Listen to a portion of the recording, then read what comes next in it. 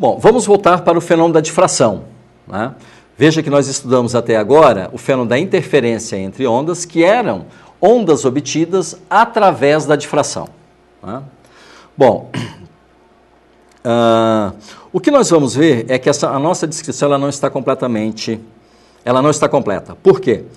Porque a própria difração que produz o fenômeno da interferência é também capaz de produzir máximos e mínimos no anteparo. De fato, se nós observarmos a figura de difração formada por uma única fenda, nós observamos o seguinte, né?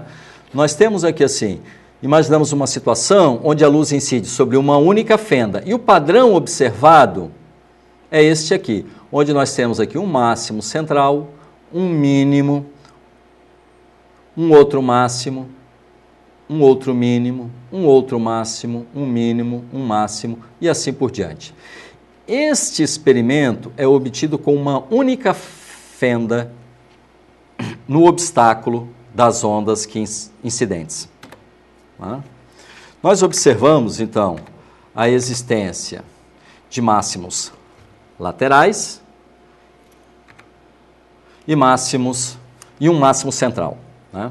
Então, diferentemente da interferência, né, no caso aqui da difração, nós não conseguimos localizar os máximos de difração, apenas os mínimos de difração, né? Os máximos, eles serão obtidos apenas de forma aproximada. Então, para obter esses máximos da difração, os mínimos da difração, desculpa, né, nós vamos considerar, então, novamente, uma fonte de luz monocromática, ou seja, uma fonte coerente, possuindo, claro, que um único comprimento de onda e uma única frequência, tá? E vamos fazer essa onda colidir num obstáculo que possui uma abertura, uma fenda, cujo comprimento é muito menor do que o comprimento de onda da luz incidente, tá? Então, nós temos nessa situação, nós temos aqui um obstáculo, temos aqui uma fenda, cujo comprimento vale A, temos a nossa onda incidente, uma onda plana, tá?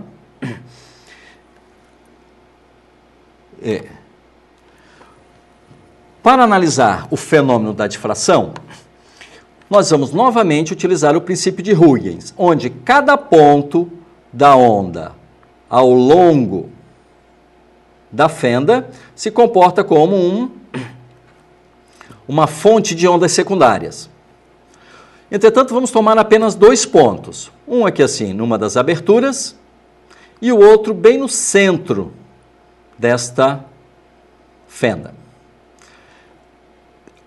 Os raios decorrentes desses dois pontos, o raio da parte de cima viaja uma distância R1 e o raio central viaja uma distância R2. Novamente teremos uma diferença de caminho óptico entre os raios R1 e R2. Se nós imaginarmos que a distância do obstáculo ao anteparo é também muito maior que a largura das fendas, nós temos aqui a chamada difração de Frauenhof. Okay? Neste caso, essa diferença de caminho óptico pode ser novamente escrita com relação a este ângulo θ. Então, neste caso, a diferença de caminho entre os dois raios vai ser A sobre 2 seno de θ. Bom, para obtermos o primeiro mínimo de difração, a diferença entre as distâncias percorridas deve corresponder a meio comprimento de onda. Portanto, A sobre 2 seno de θ, que é a nossa diferença de caminho óptico, tem que ser a meio comprimento de onda, o que leva a seno θ igual a lambda. Para determinarmos o segundo mínimo, nós devemos considerar não somente dois pontos, aqui dando origem a ondas secundárias, mas 4 pontos. E analisamos novamente a distância a diferença de caminho óptico entre dois raios consecutivos, por exemplo, R1 e R2. Novamente, nesse caso, calculamos a diferença de caminho óptico e, nesse caso, a diferença de caminho entre os raios R1 e R2 é simplesmente um A sobre 4 seno de θ. Então, novamente, para obtermos o mínimo, tá? Essa diferença de caminho óptico tem que ser igual a lambda sobre 2. Portanto, nós vamos obter que A seno de θ é igual a 2 lambda. Estendendo esse raciocínio para uma franja de ordem m, né, na difração de Frauenhof, de fenda única, nós observamos que os mínimos são localizados de acordo com essa expressão. A seno de θ igual a m lambda. Então, esta relação vale apenas para mínimos de difração. Bom, nós também podemos fazer essa análise da onda difratada em termos da intensidade. Novamente, lembrando que a intensidade é proporcional ao campo elétrico ao quadrado. E essa análise, então, será feita por fasores. Ela está feita no livro e vocês devem acompanhar o seu desenvolvimento. Aqui eu apresento o resultado, onde a intensidade de uma onda difratada é dada por uma IM vezes um seno de alfa sobre alfa elevado ao quadrado, com alfa sendo igual a πa seno de θ sobre lambda. Tá? Então, dependendo do valor do A, certo? Nós teremos diferentes padrões. Então, aqui nós temos, por exemplo, uma intensidade relativa, onde nós estamos medindo a intensidade do feixe difratado, dividido por essa intensidade máxima. Ou seja, nós estamos fazendo aqui o gráfico do seno de alfa sobre alfa elevado ao quadrado.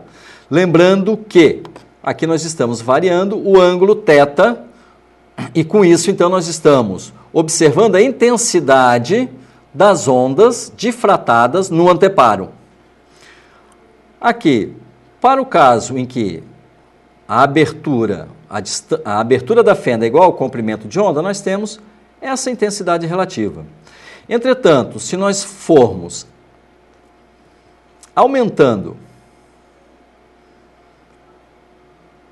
aqui o tamanho da abertura, nós observamos padrões diferentes. Aqui eu tenho um máximo, aqui eu tenho um mínimo, aqui eu tenho um outro mínimo. Aqui nós temos dois mínimos, este mínimo, um terceiro mínimo aqui, com um máximo central. Tá? Então, é interessante observar que, em termos de difração, né, nós sempre teremos um máximo central. Bom, aí nós podemos agora tentar observar o que acontece com uma fenda dupla. Né? Como se dá o fenômeno da difração e da interferência numa fenda dupla. Né? Lembrando que quando nós temos interferência, né, nós temos este padrão de máximos e mínimos. Né? Vários máximos e vários mínimos, localizados ao longo do anteparo. Né?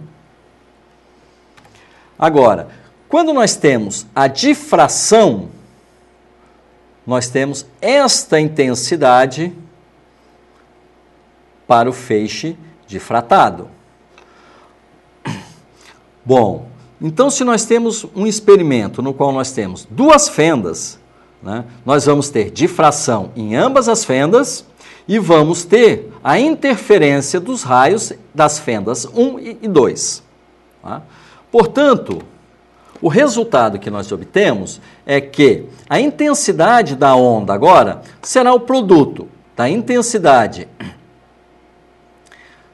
da onda difratada vezes a da interferência. Né? Portanto, nós vamos obter este tipo de padrão. Nós temos esse máximo central, mas dentro do máximo central, dentro desse máximo central de difração, nós temos máximos e mínimos que correspondem à interferência das ondas. Nós já determinamos a intensidade da onda difratada e também a intensidade das ondas superpostas. Portanto, multiplicando uma e outra, nós obtemos esta expressão geral, onde, para obter um determinado máximo ou mínimo, né, nós temos que analisar qual o fator de interferência que aparece aqui, dado pelo ângulo φ, nós tínhamos visto antes.